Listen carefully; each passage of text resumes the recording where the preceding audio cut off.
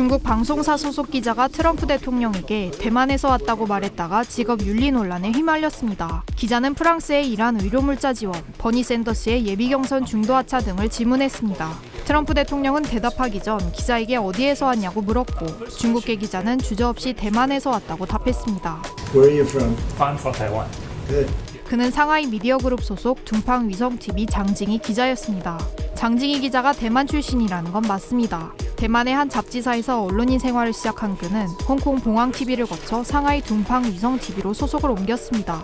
그는 지난해 11월 중국 관영 매체와의 인터뷰에서 백악관 기자증을 얻을 수 있었던 건 중국의 부상이라는 큰 뒷받침이 있었기 때문이라고 밝혔습니다.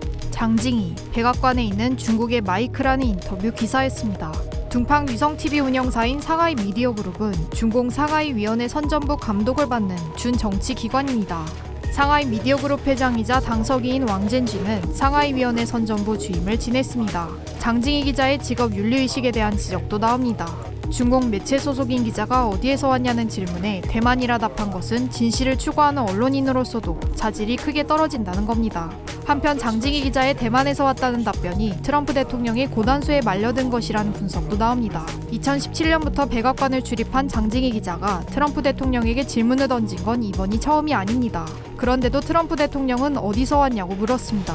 트럼프 대통령이 장징이 기자의 배경을 몰라서가 아니라 이미 백악관 보좌관들과 함께 해당 기자에 대한 분석을 마친 후 정체성 확인을 위해 질문을 했다는 겁니다. 중국 매체 기자들의 신분 감추기는 얼마 전에도 논란이 됐습니다. 지난 6일 선전에 가까운 질문을 한 홍콩 봉황TV 소속 기자. Only last week there were multiple flights coming from China full of medical supplies. Yes. Companies like Huawei and Alibaba has been donating to the United States People like I know very well. 1.5 million N95 masks and also a lot of medical gloves and much more medical supplies.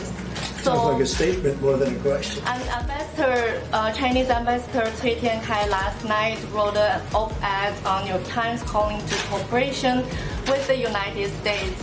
So are you personally working directly with China? Who are you working for? China? You I'm work for not- I'm China or are working you with a for newspaper? Hong Kong. Who are you with? Hong Kong Phoenix TV. Who owns that? China? It's Is it owned by based in China? Hong Kong. No, is it owned by the state? No, it's not. It's a private-owned company. Okay, good. Okay. 해당 장면을 담은 영상은 홍콩, 대만 등 중화권으로 퍼지며 비웃음을 샀습니다.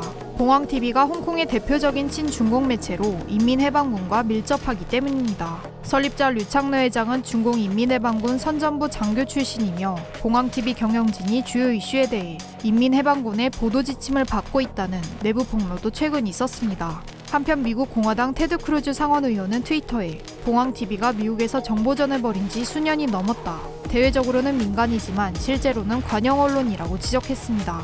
중국 공산당 매체 기자를 향한 트럼프 대통령의 뼈 있는 한마디가 시사점을 던져주고 있습니다.